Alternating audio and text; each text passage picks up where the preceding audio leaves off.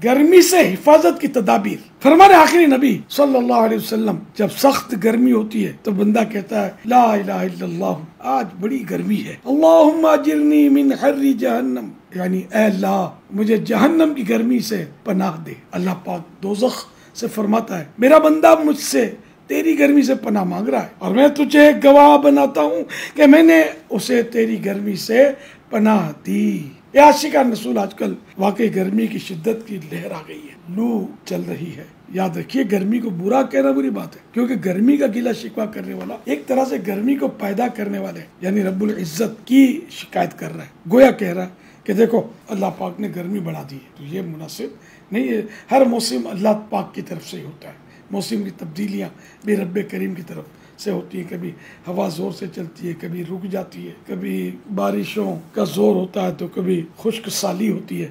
तो हर हाल में हमें मतलब मोहतात गुफ्तगू करनी है। अल्लाह पाक हमें दुनिया की शदीद गर्मी और कब्र आखिरत और क़यामत की गर्मी से अपने हिफ्ज़ व अमान में रखे। इस दुनियावी गर्मी से जबकि इसकी शिद्दत बढ़ जाए खासकर तो अपने बाल बच्चों की हिफाजत करनी चाहिए और इनके लिए एहतियाती तदाबीर भी इख्तियार करनी चाहिए। जब गर्मी की शिद्दत हो तो बिला ज़रूर सख्त धूप में निकलने से बचिए। मस्जिद में बाजमात नमाज तो ज़रूर अदा करनी है। नमाज ज़ोहर अदा करने के लिए खासकर जाते हुए छतरी वगैरह ले लीजिए या सर पर गीला तौलिया रख लीजिए।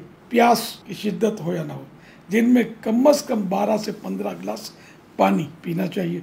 और ये भी इसमें भी देखना चाहिए कि अगर काम ऐसा है कि पसीने खूब बह रहे हैं तो फिर मिकदार पानी की बढ़ानी होगी। तलिमकान घर के सेहत बख्श जूसेस इस्तेमाल कीजिए, मसलन सत्तू का शरबत, खीरे का जूस, नारियल का पानी, शहद मिला पानी, नींबू पानी और नमकीन छाछ वगैरह। गन्ने का रस भी अच्छा है, लेकिन गन्ने का रस घर में नहीं निकाला जा सकता, आमतौर पे ये बाजार से लेना होता है। तो जब भी गन्ने का रस लें तो ये इनसे बात करें कि बगैर बर्फ़ का वो निकालें, किसी किस्म के इसमें मिठास ना डालें। तो खालिश गन्ने का रस ये काफ़ी मुफीद है, कई बीमारियों का इसमें इलाज भी है। तो इस तरह के उम्दा जूसेस इस्तेमाल कीजिए, अपने बच्चों को पिलाइए। ऐसे फल और सब्जियां जिनकी तासीर ठंडी हो, मसलन कद्दू शरीफ, तूरी, लीमू, खीरा, सलाद, तरबूज, फलसा वगैरह वगैरह इस्तेमाल कीजिए। मुमकिन हो दिन में कम से कम 2 मरतबा और ना एक ही मरतबा नहा लीजिए, तो इंशाअल्लाह इससे पसीने की बदबू भी दूर होगी, बदन को भी ठंडक मिलेगी। फास्ट फूड और गर्म तासीर वाली